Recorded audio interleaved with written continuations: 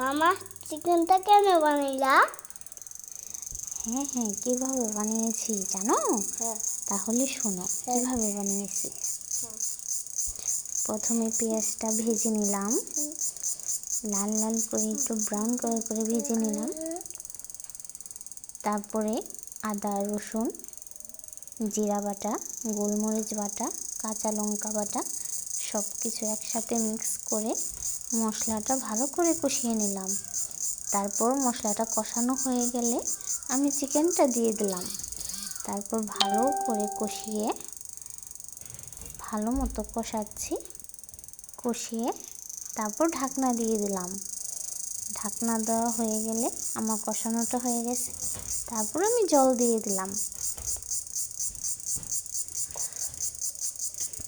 জল দিয়ে আবার ঢাকনা দিয়ে দিলাম।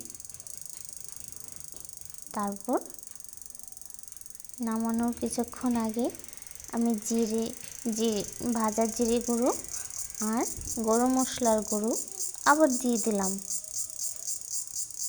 তারপর আমার মাংসটা রান্না হয়ে গেলে আমি নামিয়ে নিলাম। রান্নাটা কেমন হলো আপনারা কমেন্ট করে জানাবেন, আর আমার চ্যানেলটাকে সাবস্ক্রাইব করে দিবেন। আমার পাশে থাকবেন সবাই।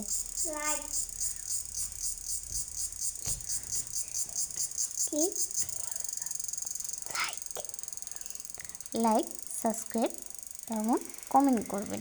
লাইক সাবস্ক্রাইব কমেন্ট করেন।